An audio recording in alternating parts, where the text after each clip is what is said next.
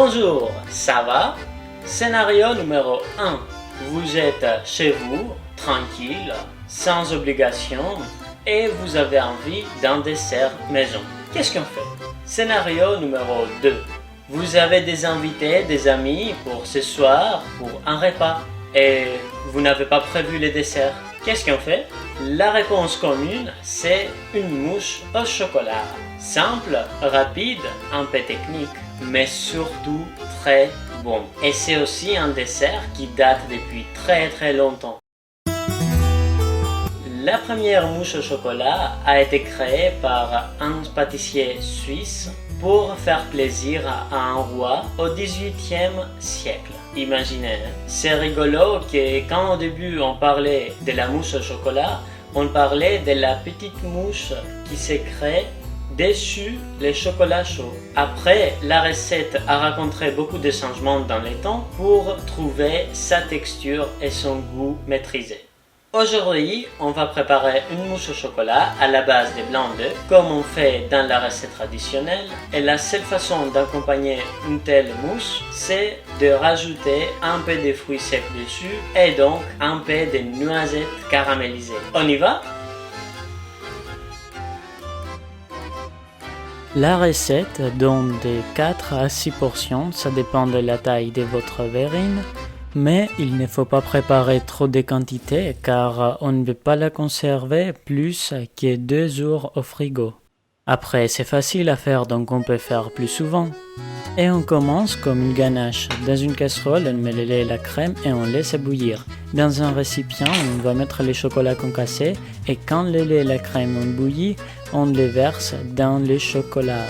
On laisse tranquille un peu et après on mélange bien avec un fouet pour avoir une crème homogène. On ajoute le beurre bien mou et on mélange à nouveau pour l'incorporer. On laisse à côté et on commence à séparer les jeux.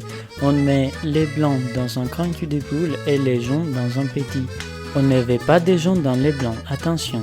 On met les sucres dans les blancs et on fouette bien pour avoir une meringue bien ferme, des blancs en neige. C'est la musculation. Quand on monte le fouet, la meringue reste dans le fouet.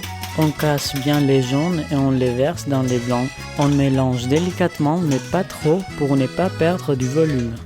On verse l'un quart de ce mélange dans le chocolat et on plie délicatement pour avoir un mélange homogène.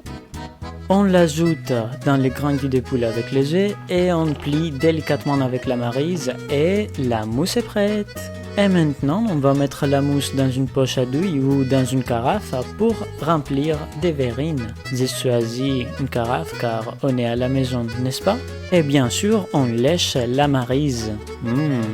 On secoue et on tape les verrines pour avoir une surface régulière et avec du sopalin mouillé, légèrement, on nettoie les tours de chaque verrine car c'est joli. Vous pouvez voir que la mousse est déjà stable. On met les verrines sur un plateau, on filme très bien car la mousse absorbe tous les odeurs dans le frigo et on les laisse au frigo pendant 2 heures. Et non, j'ai pas oublié ça, un chef doit toujours goûter avant de servir les clients. Petit malin, tu pensais que ne te verrais pas, hein? Un moment de faiblesse, tu vas me dire. Je te comprends. On continue la recette, on prépare une plaque de cuisson avec du papier sulfure et dans une casserole, on va mettre le sucre et l'eau pour faire bouillir. Ensuite, on ajoute les noisettes, on coupe les feuilles et on remue sans arrêt. Au début, elles vont absorber le sirop et après, quand on continue, elles vont devenir sablées. On rallume le feu, on veut du feu modéré et on continue à remuer. Le sucre va fondre doucement et il va devenir un caramel délicieux. On débarrasse directement les noisettes sur les papiers sulfurisés et on essaye de les étaler quand elles sont toujours chaudes. On laisse refroidir totalement, le caramel va devenir dur et on pourra les séparer avec les doigts. Sans commentaire, on prend une casserole et on va les concasser.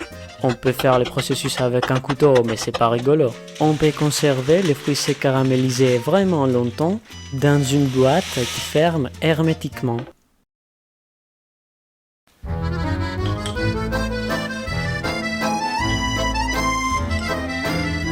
La mousse est prête.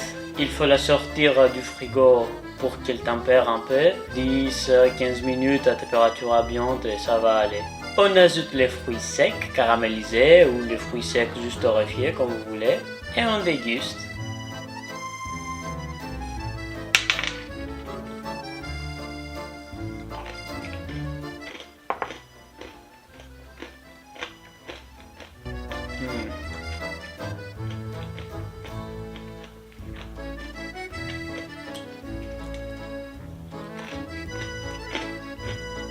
Tout simplement parfaite.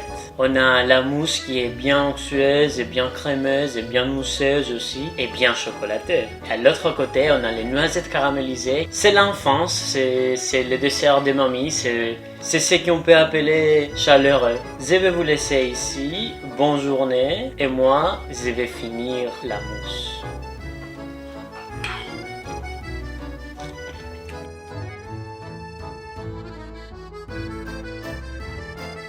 Et comme d'habitude, si vous avez aimé cette vidéo, vous pouvez mettre un petit like et vous pouvez vous inscrire à ma chaîne. Merci!